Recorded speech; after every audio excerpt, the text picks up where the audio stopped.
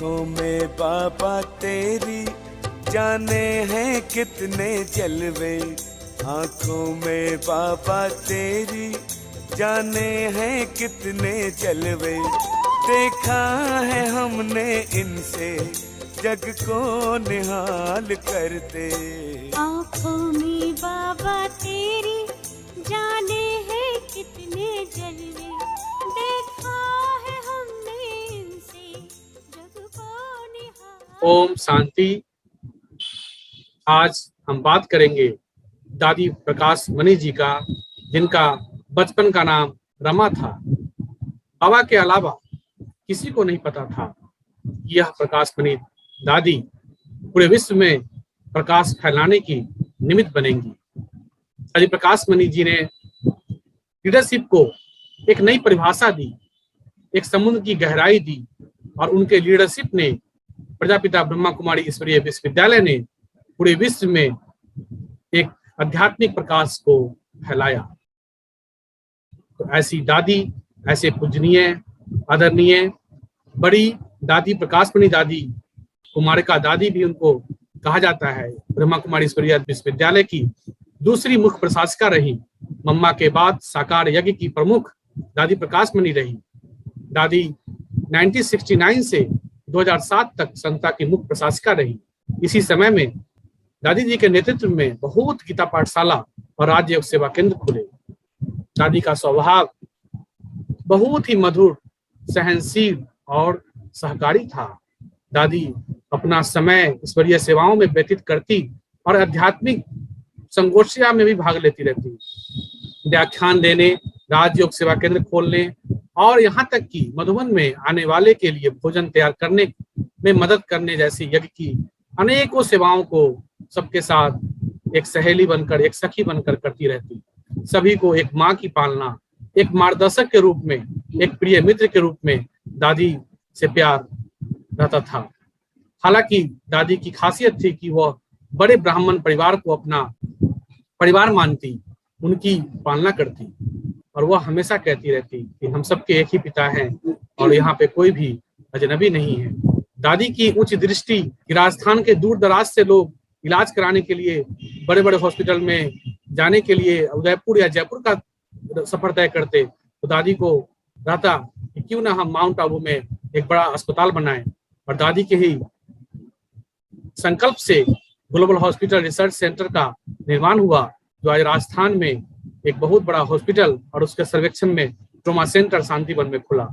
दादी की ऐसी विशाल दृष्टिकोण और भविष्य में आने वाली बहुत सारी घटनाओं को मैं समझता हूँ दादी पहले ही परख लेती थी, और उसको देखते हुए उन्होंने बहुत सारी संस्था की सेवाएं ऐसी की जिनको आज भी हम सुनते हैं तो बहुत ही आनंदमय हो जाते हैं। तो आज हमारे साथ मुजफ्फरपुर सेवा केंद्र से राजयोगिनी रानी दीदी हमारे साथ उपस्थित हैं। दीदी, आपका हार्दिक स्वागत है इस मंच पे, जिसका नाम है एक रूहानी मुलाकात। और इस रूह के साथ रूह का आपने अपने जीवन काल में दादी जी के साथ 1 साल बॉम्बे में उस जमाने में आपने सेवा की, उनके अंग संग रहकर उनकी पालनाएं ली। दादी की विशेषता हम सभी ब्राह्मण वत्स किताबों में पढ़ते हैं, या किसी दादियों से सुनते हैं, या किसी बहनों से सुनते हैं जिन्होंने उनकी पालना ली है, लेकिन आप साक्षात उस जमाने में दादी के साथ रही, दादी के साथ पालना ली, बहुत सारी सेवाएं भी की, और बाबा के कहने पे, बाबा ब्रह्मा बाबा के कहने पे स्पेशल आप बॉम्बे गई, और बॉम्बे में कैसा कारोबार रहा। तो आज क्योंकि दादी का मास चल रहा है और दादी के लिए हम लोग बहुत ही, मेरा भी परम सौभाग्य रहा दादी से दिल्ली के अंदर बहुत सारे मेलों में जब दादी आती थी तो तीनों दादियों से हम स्टेज पे टोली लेने जाते थे। हम मीडिया सेवा करते थे वहाँ पे, कई बार ORC में भी दादी से मिलने का मौका मिला। इस प्रकार से दादियों की पालना हम सब भी ले ली। आपने जो लिया वो बहुत ही गहन है, बहुत ही अद्वितीय है, बहुत ही गोल्डन अपॉर्चुनिटी है जो आपने दादी के साथ बिताया। तो हम जानना चाहेंगे दादी से पहली रूहान आपकी किस एज में हुई, और जब दादी जापान गई, मुझे जहां तक याद है, तो जापान सेवा से जब दादी वापस लौटी थी तो आप छोटी सी बच्ची उस समय थी, और कैसा वो समय था, कैसा वो दिन था, आप 2 मिनट हम सबके साथ शेयर करें। दादी से पहली मुलाकात आपकी कब हुई और कैसे हुई?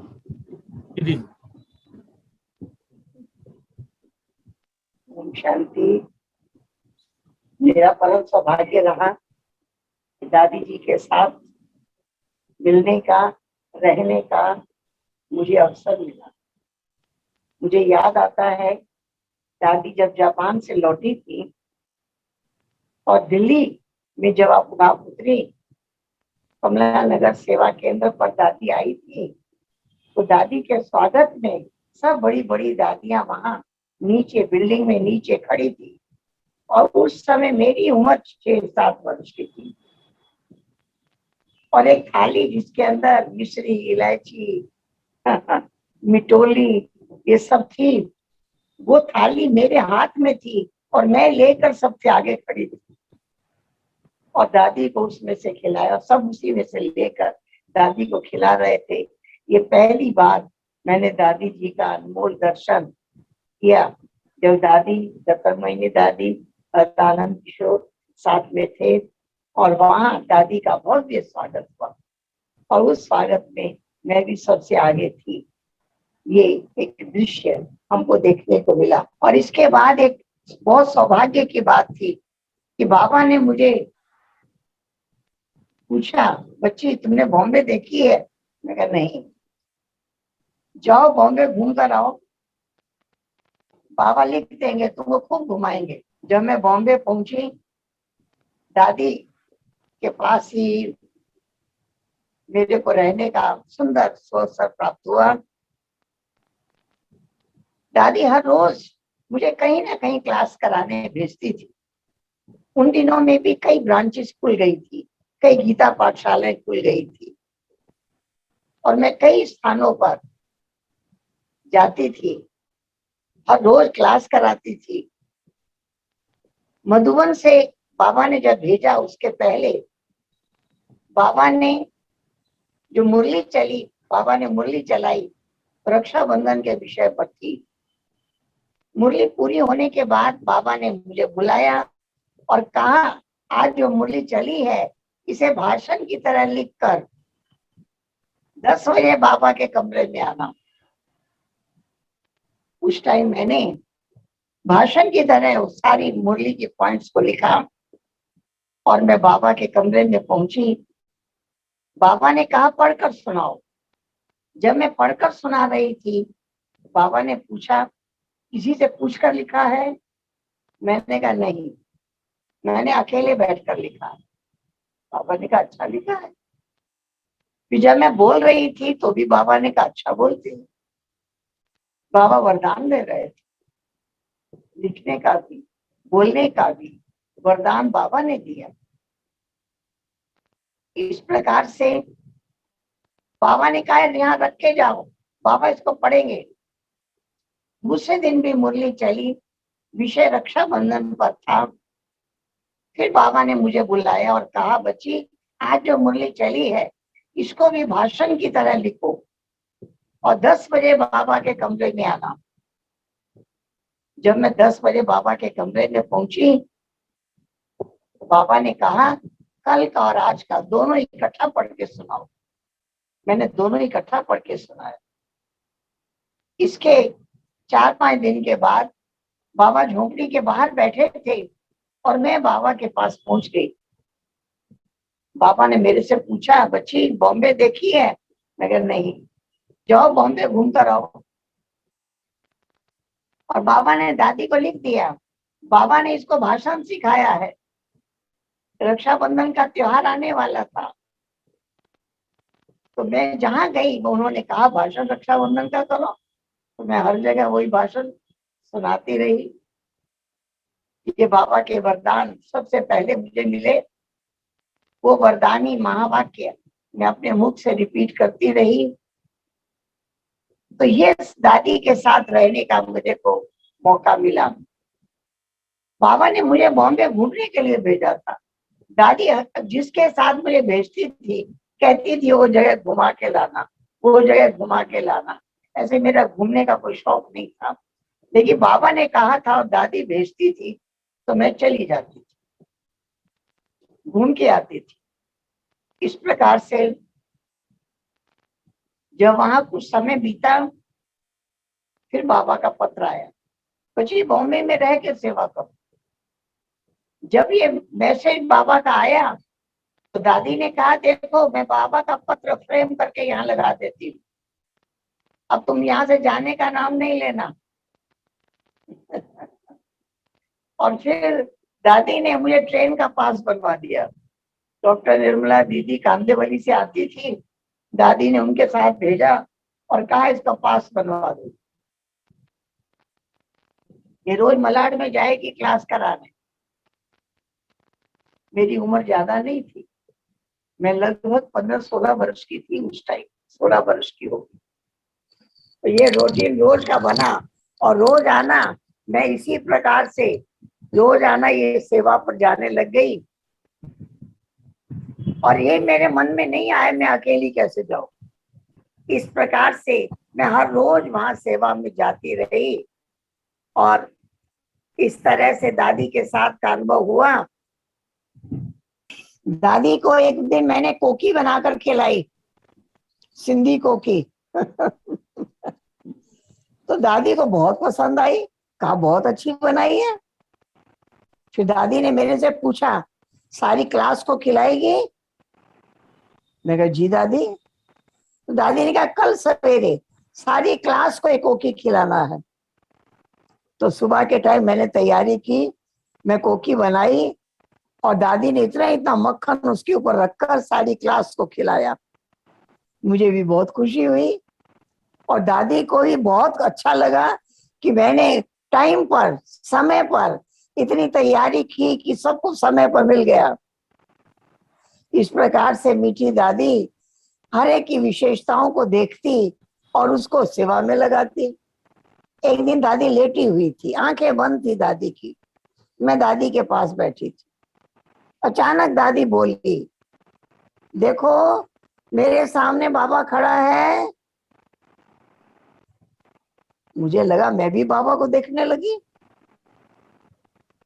फिर थोड़ी देर के बाद दादी फिर बोली, सारे दिन में ऐसा कोई समय नहीं होता जब बाबा मेरे सामने ना हो। मैं छोटी थी, मैंने दादी से पूछा, दादी कौन सा बाबा? दादी ने कहा इकट्ठे हैं ना। तो मुझे ऐसा अनुभव हुआ, इकट्ठा याद करना बहुत सहज है। मैं हर टाइम ब्रह्मा बाबा को देखूंगी, शिव बाबा तो उनमें है ही है, दिखाई देता रहेगा। इस तरह से कैसे बाबा को याद करना है, कैसे निरंतर याद करना है, सारा दिन आंखों के सामने रहे, ये दादी से सीखा। जब मैं सफर पे जाती थी रोज क्लास कराने के लिए, तो मैं हर टाइम बाबा मेरे साथ चल रहे हैं, ट्रेन में बाबा मेरे साथ बैठे हैं, मैं 1 घंटा तक बाबा से बातें कर रही हूँ। जब वहां जाती तो मैं कहती, बाबा मैं स्टेज पर बैठ रही हूँ, क्लास आपको ही कराना है। इस तरह से बाबा से मीठी मीठी बातें करने का मुझे अभ्यास हो गया। ये मैंने दादी से सीखा, कैसे हर टाइम बाबा सामने है, हर टाइम बाबा से बातें कर रही है, बाबा को साथ लेके चल रही है। जी दीदी, तो आप उस समय मैं समझता हूँ 16 साल का एज आपका रहा होगा, 16-17 साल, और पीछे जो फोटो लगी है बाबा के साथ, मैं समझता हूँ वही एज आपका रहा होगा, उससे भी कम एज रहा हाँ, होगा। उसी टाइम बाबा ने मेरे को बॉम्बे भेजा था, पूछा था बच्ची बॉम्बे तो मुझे देखी है? मैंने कहा मुझे सवाल नहीं। ये करना है आपसे कि क्योंकि आप छोटी एज की थी, बॉम्बे एक महानगर है, उस समय भी बहुत भीड़ भाड़ रहता होगा, तो दादी ने जब आपका पास बनवाया और आपको 1 घंटा ट्रेन का सफर, फिर 1 घंटा बस का सफर करने के बाद क्लास कराना, फिर क्लास करा के वापस फिर अकेले बहन होते हुए भी लौटना, तो क्या आपको संकल्प नहीं चलता था कि ऐसे इस तरह कम नहीं, एज में कैसे? दादी ने भेजा। मुझे लगता तो था कि मैं अकेली सफर कर रही हूँ, लेकिन मैंने अपने मुख से नहीं कहा कि मैं अकेली कैसे जाऊं। मैंने नहीं बोला, बस मुझे कोई एक ही बात रही, बाबा साथ में है, बाबा साथ में है। मैंने ये महसूस नहीं किया कि मैं अकेली जाती हूँ, अकेली आती हूँ, ये मैंने महसूस नहीं किया, क्योंकि बस का रास्ता भी स्टेशन तक आधे घंटे का था, जाना और आना, और फिर 1 घंटा ट्रेन से जाना, फिर 1 घंटा ट्रेन से आना, वहां 2 घंटे क्लास कराना, सब कुछ चल रहा था, लेकिन बिल्कुल लाइट थी मैं। बाबा कर रहा है, मैं नहीं कर रही हूँ, बाबा कर रहा है, बाबा साथ। ये मैंने सीखा दादी से, हर समय बाबा सामने है, हर समय बाबा सामने है। ये दादी ने सिखाया। और कोकी बनाओ, सारी क्लास को खिलाओ, ये भी दादी ने कराया। इस तो तरह से मैंने देखा, उसी इस समय तरह से आपका मैंने देखा कि मीठी दादी को किसी की भी कोई विशेषता को प्रकट करने में, बढ़ाने में बहुत सहज ढंग से दादी उसको बढ़ा देती और बहुत ज्यादा फेथ दिला देती, विश्वास दिला देती। इस तरह से दादी के साथ साथ रहे, और दादी ने बहुत जगह क्लासेस कराने भेजती थी, हर रोज भी कहीं कहीं भेजती थी, और वहां पर भी भेजती थी। हम रोज जाते रहे, और कभी भी मन में नहीं आया कि हम अकेले कैसे जाएं। और इसी बीच में बाबा का भी आना हुआ बॉम्बे में, और जब बाबा का आना बॉम्बे में हुआ तो भी वंडरफुल दृश्य था। बाबा पत्र लिखते थे, स्टेशन पर कितने लोग आएंगे, रिसीव करने कितने होंगे, वहां पर जहां बाबा उतरेंगे वहां कितने लोग होंगे। तो बाबा का पत्र आता था, हर जगह 2-3 से ज्यादा ना हो, तो स्टेशन पर भी 2-3 ही हो। जहां बाबा गाड़ी से उतरेंगे, 7th फ्लोर पर बाबा को रहना था, वहां पर भी 2-3 ही हो। और जब बाबा आए, मैंने देखा इसके कारण सारी सभा हॉल के अंदर बैठी हुई है, और बाबा जब पहुंचे, बाबा आके गेट पर खड़े हुए, कोई स्वागत गीत नहीं बज रहा था, कोई गुलदस्ता और मालाएं लेकर नहीं खड़ा था, सब उठकर खड़े हो गए, एकदम साइलेंस। बाबा बोले सलाम वालेकुम। सबने जवाब दिया वालेकुम सलाम। बड़ा सुंदर दृश्य लग रहा था। इस तरह से फिर बाबा सन्मुख हुए, बाबा सामने आए, और बाबा ने मीठी मीठी मुरली चलाई, और बच्चों को नजर से निहाल माला माल कर दिया। इस तरह से मीठे बाबा के साथ का अनुभव भी साथ में रहा, कदम कदम बाबा की मत लेकर चलना, जैसे बाबा ने कहा, जैसे कराया वैसे चले, यही दादी की प्रेरणा थी। जैसे बाबा ने कहा बस ऐसे ही करो और निश्चित रहो। इस तरह से आगे बढ़ने से हमने देखा, दादी एक बार लेटी हुई थी, और दादी ने कहा सारे दिन में कोई समय ऐसा नहीं होता जब बाबा मेरे सामने ना हो। तो मैंने दादी से सीखा कि मैं हर टाइम बाबा को देखूंगी, और बाप दादा मुझे दिखाई देते रहेंगे, मधुर मिलन होता रहेगा। तो जब मैं सफर पे जाती, मैं बाबा को साथ लेकर जाती, बाबा के साथ ही सफर में बैठती, साथ ही वहां क्लास कराती। इस तरह से हर समय साथ का अनुभव, ये ट्रेनिंग दादी ने सिखाई। इस तरह से मीठा मीठा पालना दादी के द्वारा मिली। 1 वर्ष मुझे दादी के साथ बॉम्बे में रहने का मौका मिला। दादी मेरे को सेवाओं पर भी भेजती। जी और तो उस समय आप और दादी, और आपके साथ कोई और भी बहन थी वहाँ सेंटर पे? और भी बहनें थी, बहनें तो कई थी वहाँ उस टाइम। हाँ, उसी समय आपने जैसे बताया है कि आपको निर्मला दीदी से भी मिलना हुआ। हाँ, निर्मला दीदी से भी आपका मिलना हुआ था, निर्मला दीदी से उस हाँ, समय? हाँ, उन्होंने ही मेरे को पास वास बनवा दिया और रोजाना मलाड जाने का रास्ता दिखा दिया और रोजाना मैं जाती थी क्लास करा के और फिर मैं आती। लेकिन मन में ये कभी नहीं आया कि मैं अकेली, क्योंकि उम्र मेरी कम थी मैं समझती हूँ 17 बरस की होगी। उस समय कई कहते थे अभी तो तुम 18 बरस की भी नहीं हुई हो, ऐसा सुनने को मिलता था। इस प्रकार से लेकिन हमेशा बाबा ने जो पढ़ाया उसको अच्छी तरह मनन करना, चिंतन करना और सुनाना, इसका शौक रहा। उस शौक से ये सेवा चलती रही। हर रोज जाना, क्लास करा के आना, सब कुछ हल्का दिखाई दिया। जैसे कहा मैंने किया और मैं हमेशा बाबा को साथ लेकर चली, इसलिए हमेशा लाइट रही, हल्की रही। ये ट्रेनिंग भी दादी ने मेरे को दी प्रकाश का मतलब ये होता है लाइट, और दादी प्रकाश मेरी प्रकाश की मूर्त थी और आपको हमेशा सेवाएं में भी सिखाया भी, पढ़ाया भी, धारणाएं भी कराई और आपको हमेशा लाइट रखा। तो ये दादी का और जब बाबा जब बॉम्बे में आए तो बाबा को किसी ने बताया, मेरे को बॉम्बे का क्लाइमेट सूट नहीं किया, मुझे वहां दमा हो गया।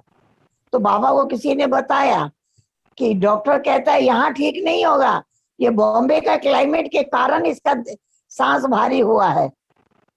तो बाबा ने मेरे को बॉम्बे से ईस्टर्न जोन में भेज दिया दादी चाहती नहीं थी, दादी कहती थी बाबा इसको बॉम्बे में दूर रखेंगे, इसको यहीं रहने दो। लेकिन बाबा ने कहा नहीं, बॉम्बे तो बॉम्बे ही है।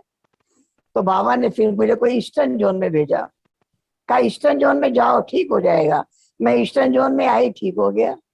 इस तरह मीठे बाबा ने तन को भी तंदुरुस्त रखा, मन को भी हमेशा फ्रेश रखा। लक्ष्य रहा जहां बाबा बिठाए, जैसे चलाए ऐसे चलना है। बाबा का संदेश घर घर तक पहुंचाना है, घर घर में संदेश देना है। इस प्रकार से ये सेवाएं जारी रही और बाबा की याद साथ में रही। दादी के साथ साथ जो अनुभव किए वो भी साथ निभाते रहे। जी जी। तो कैसे आपने सुना सभी ने कि कैसे दीदी जो है दादी के साथ सेवा की, और बाबा का लेटर लिखने के बाद जब दादी के पास वो लेटर मिला कि ये बच्ची अब बॉम्बे में रहेगी, तो दादी ने इनको कहा था कि ये लेटर मैं तुम्हारे सामने फ्रेम करके टांग देती हूँ और तुम बॉम्बे में भी रहोगी। लेकिन समय का पंछी जो है वो बॉम्बे से फिर ईस्टर्न जोन की तरफ घुमा, और उस पंछी का उड़ने का कारण भी था कि दीदी का हेल्थ साथ नहीं दिया, ये तो शायद आज दीदी बॉम्बे में ही होती, आसपास ही होती। लेकिन समय जो है वो सबसे बड़ा बलवान है और समय ने इनको फिर ईस्टर्न जोन की तरफ भेजा। और फिर ईस्टर्न जोन में दीदी कुछ दिन कानपुर में रही, उसके बाद परदादी के साथ कलकत्ता में रही, और उसके बाद पश्चात दीदी पटना में रही, बिहार की राजधानी पटना में कई साल रहने के बाद दीदी फिर से वापस कलकत्ता गई। और फिर 70 के दशक में दीदी को संदेशी दादी के बुलाहट पे मुजफ्फरपुर आना हुआ और दीदी एग्जीबिशन को करने के लिए 1 हफ्ते के लिए 9-10 दिन के लिए कलकत्ता से परदादी के यहाँ से जो है मुजफ्फरपुर की यात्रा की। और वो 9 दिन आज तक भी 9 दिन है। 55 साल से दीदी मुजफ्फरपुर, पूरे बिहार, नॉर्थ बिहार और साथ साथ झारखंड जमशेदपुर सेवा केंद्र को संभालते हुए, लगभग 200 से ज्यादा सेवा केंद्र और बहनों को संभालते हुए आज 55 वर्ष बिहार में दीदी का हुआ। ये भी ड्रामा का एक पटरा चलता ही रहा और बाबा के कहने अनुसार ही आप बॉम्बे गए और बाबा के कहने अनुसार ही आप ईस्टर्न जोन में आए। ये भी बड़ा सौभाग्य की बात है। अपने परदादी, दादी, दीदी, बड़ी दीदी सबकी पालना ली है। तो हमने सुना है कि दीदी और दादी को कहते थे कि 2 जिस्म 1 जान है, और आपने तो दीदी की भी पालना ली है और दादी की भी पालना ली है। तो आप थोड़ा सा दादी की कुछ विशेषताएं हम सबको ध्यान में खिंचवाएं, जिसको हम भी अपने जीवन में धारण करके दादी के पद चिन्हों पर चल सके। तो ऐसे कुछ पद चिन्ह जो दादी के अंग संग रहते आपने फील किया हो, 1-2 धारणा युक्त बातें जो अपने जीवन में हम धारण कर सकते हैं, तो आप हमें बताएं। जो कि इस मास में विशेष दादी का मास चल रहा है, तो हम सब भी इसको अपने जीवन में जरूर स्थापित करें, जिससे कि दादी की तरह हम प्रकाश, लाइट बन सके। कुछ ऐसी धारणा के पॉइंट भी हमें बताएं। हमने दादी को देखा, दादी बहुत नम्रचित, बहुत निरहंकारी, और हर समय बाबा ही बात दादी की आंखों में समाया रहता था। दादी कहती थी कि सारा दिन में कोई समय ऐसा नहीं होता जब बाबा मेरे सामने ना हो। इस तरह से दादी बाबा की लगन में मगन, बाबा की याद में मगन हर समय रहती। बाबा बॉम्बे में आने वाले थे, दोपहर का समय था, सब दोपहर के टाइम 1-2 घंटा आराम करते हैं, जितने भी रहने वाले थे सब आराम कर रहे थे, दादी कुर्सी पे बैठी थी। मैं दादी के पास गई, मैं कहा दादी आप भी थोड़ी देर आराम करिए। दादी ने कहा बाबा आने वाले हैं, बहुत कार्य मुझे करने हैं, मैं नोट कर रही हूँ, कोई काम बाकी नहीं रह जाए, बाबा के आने से पहले इतने कार्य पूरे करने हैं। तो मैंने देखा दादी को आराम का फिक्र नहीं, लेकिन हर कार्य परफेक्ट होना चाहिए, हर कार्य पूरा होना चाहिए, बाबा के आने से पहले तैयारी पूरी होनी चाहिए, ये फिक्र दादी को रहता था। इस तरह से हमने देखा कि दादी ने पूरी तैयारी की, कितने तरह से कमरा ठीक करना, बाथरूम ठीक करना, सब बहुत अच्छी तरह से चमकाना, बहुत ख्याल करना, एक एक जगह जाके देखना खुद। तो ये मैंने देखा कि बहुत अच्छा, हर कार्य एक्यूरेट हो, एकदम ठीक हो, समय पे पूरा हो जाए, ऐसी ऐसी अच्छी भावनाएं मैंने दादी के अंदर देखी, जो दादी करती भी थी और करवाती भी थी। बहुत बहुत धन्यवाद दीदी, आपने बहुत ही अनमोल रतन, अनमोल पल जो दादी के साथ गुजारे हैं हम सबके सामने शेयर किया। दीदी एक और भी सवाल है आपसे कि आप बाबा के अंग संग भी रही, ब्रह्मा बाबा के अंग संग रही, और दादी के लिए जैसा कहा गया है कि दादी जो है विश्व सेवा के भी निमित्त बनी और विदेश में भी गई। तो एक बार की बात आपने हमें बताई थी, फिर से उसको रिपीट करना चाहूंगा कि दादी से जब पहली मुलाकात आप हुई तो आपने कहा कि मैं दादी को रिसीव करने सब लोग, स्वागत करने के लिए सब लोग गए थे, ड्राई फ्रूट्स की थाली आपके ही हाथ में थी और आपके हाथ से सब लोग ले लेके दादी को खिला रहे थे और आप भी दादी को खिला रहे थे और दादी भी आपको ड्राई फ्रूट खिला रहे थे और फिर दादी ने आपको कार में बिठा लिया। तो वो क्या दृश्य था, थोड़ा उसके बारे में बताएं। और दादी, उस समय तो बहुत दादी कैसे शुरुआत विदेश थी, गई, दादी विदेश कैसे गई? उस समय तो पहली शुरुआत थी जब दादी जापान से लौटी थी। दिल्ली कमला नगर एक सेवा केंद्र खुला था, मेरी उम्र तो 6 वर्ष की होगी उस टाइम, 6-7 के 1954 की बीच बात की है, होगी, 1954 हो सकता उसी टाइम की बात होगी। और उस समय जो सब दादियां, बहुत ही दादियां उस समय सब दादी के स्वागत में नीचे खड़ी थी, दादी आने वाली थी, तब मेरे हाथ में वो थाली पकड़ मेरे को दी, वो थाली मैंने पकड़ी, उसमें सब मिश्री, इलायची, टोली, सब कटोरियां थी, और उसमें से जो मेरे हाथ में थी तो मैंने पहले दादी को खिलाई, फिर सबने उसमें से लेकर के दादी को खिलाई। इस तरह से पहली मुलाकात वंडरफुल थी कि कैसे गाड़ी से उतरते ही दादी का एक एक से मिलना हुआ, एक एक को उसमें से कुछ मिश्री, इलायची एक एक को खिलाना हुआ। ये भी एक वंडरफुल दृश्य था, सुंदर, बहुत मिलन, ऐसा मधुर मिलन, वो दृश्य देखने का मुझे अवसर मिला, ये मुझे बहुत बहुत अच्छा लगा।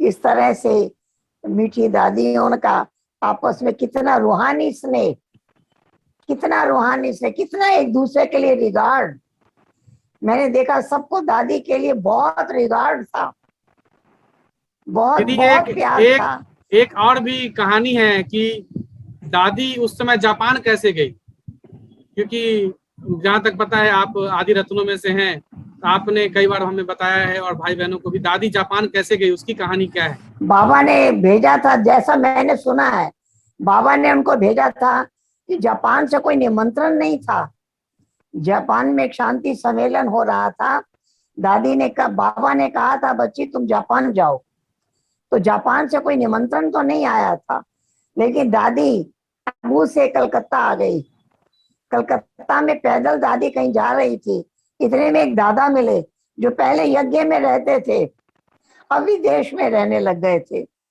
उन्होंने कहा पैदल कहाँ जा रही है? दादी को रोका उन्होंने, कहा पैदल कहाँ जा रही है? तो उन्होंने कहा कि बाबा ने मुझे कहा है कि जापान जाओ, वहां कॉन्फ्रेंस है, शांति सम्मेलन है। उन्होंने पूछा कि वहां से निमंत्रण मिला है? तो दादी ने कहा नहीं। बोला अरे ऐसे कैसे जाना होगा? अच्छा, तो उन्होंने दादी जहाँ धर्मशाला में रही थी वहां का एड्रेस ले लिया और वो खुद जापान चले गए। जाके वहां उन्होंने संस्था का परिचय दिया, दादी का परिचय दिया, फिर दादी के नाम से उन्होंने निमंत्रण पत्र टिकट सहित वहां धर्मशाला में भेजा और फिर दादी को वहां बुलाया। और दादी ये नहीं कि खाली कॉन्फ्रेंस तक वहां रही, लेकिन दादी 1 बरस रही जापान में। इस तरह से कई सेवाओं में उनकी मदद मिलती रही। तो ये देखा, एक बल एक भरोसे, कैसे दादी बस चल दी जाना है तो चल दी। और आगे से आगे बाबा ने रास्ते क्लियर करके रखे हुए थे। कितना निश्चय की बात है, निश्चय की बात। दादी को पता ही नहीं है कि जापान जाने के लिए रुपया भी हाथ में नहीं था, टिकट का पैसा भी नहीं था, लेकिन बाबा ने भेज दिया और दादी पहुंच गई और इतने दिन तक रही वहां, अनेक सेवाएं की कराई। ये दादी की बहुत विशेषता थी। तो इस प्रकार से इतना निश्चय दादी को था कि स्वयं भगवान हमें बोल रहे हैं तो इंतजाम तो वही करेगा। और इतना निश्चय था कि दादी को पता भी नहीं कि ट्रेन में जाना है कि प्लेन में जाना है, कैसे जाएंगे, पैसा कहाँ से आएगा, एक वीजा होता है जो वहाँ की गवर्नमेंट सैंक्शन करती है, वो वीजा कहाँ से आएगा, पासपोर्ट कैसे बनेगा, इत्यादि इत्यादि बात कुछ भी पता नहीं है। लेकिन बाबा ने कहा है इसलिए हमें जापान जाना है और जापान होके भी आई।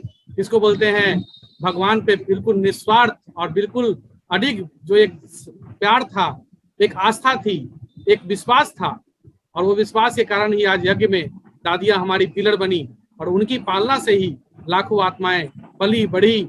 आज ब्रह्मा कुमारी संस्था में 15 लाख परिवार रोज ज्ञान योग की क्लास करते हैं। आज कोरोना काल में भी डिजिटल माध्यम से, ऑनलाइन के माध्यम से भी देश विदेश में हमारे क्लासेस चल रहे हैं। तो ये दादियों की पालना थी कि विदेशों में भी सेवाएं बढ़ी और सेवाओं का नींव 1954 में दादी प्रकाश मणि जी ने ही जापान में डाली और वो बीज आज 144 देशों में हमारे ब्रांचेज है जो निस्वार्थ मानवता की सेवा, निस्वार्थ प्रकृति की सेवा में लगे हुए हैं। और हमारे साथ जुड़ी हैं राजयोगिनी बीके रानी दीदी जी मुजफ्फरपुर से, जो कि बता रही हैं दादी के साथ के अनमोल पल, वो गोल्डन पल हमसे शेयर कर रही हैं इस रूहानी मुलाकात में। तो दीदी, जैसे कि हमें पता है कि आप दादी, बाबा, मम्मा सबकी पालना लिए हुए आज इतने सालों से पूरा एक ज्ञान का खजाना, अनुभव का खजाना आपके जीवन में, आपके जीवन से ही, आपके चेहरे से ही अनुभव का खजाना वो प्रतीत होता है। रूहानियत, एक जॉलीफुल फेस, एक रूहानियत और गंभीरता की मूर्त आप भी रही। दादी के अंदर भी ऐसा कहा गया कि दादी भी रमणीकता की प्रतीक थी, दादी भी गंभीर, तुरंत में रमणीक, तुरंत में गंभीर। तो ऐसा कोई दृष्टांत आपके सामने आता हो तो दादी तुरंत में रमणीक हो और तुरंत ही जो है गंभीर हो जाए, तो ऐसा कोई दृष्टांत आपको अगर याद हो तो हमें सुनाए, या दादी के साथ कुछ अलग सा कोई एक और दो अनुभव हो, अब अगर बताना चाहे तो आप मुझे बताएं सबको, क्योंकि ये जी कुछ और भी है खजाना। दादी की तो विशेषताएं थी, हर कार्य अपनी विशेषताओं से दादी करती थी तो बाबा ने दादी को अपने जाने के समय, अंतिम समय में, उस समय आप पटना में थे जब बाबा ने, ब्रह्मा बाबा ने शरीर छोड़ा, और कहते हैं कि यज्ञ में दादी को अपने हाथ में हाथ देकर और बाबा उड़ चले सूक्ष्म बदन की ओर।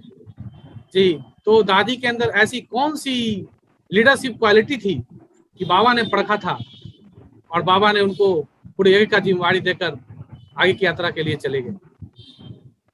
बाबा तो दादी को पहचानते थे, सारे वरदान शक्तियां बाबा की भरी हुई थी, वो विशेषताएं बाबा के सामने प्रत्यक्ष थी। और बाबा जाने के समय अपने हाथ में हाथ देकर और वतन की ओर गए और दादी ने उन जिम्मेवारियों को अच्छी तरह से संभाला।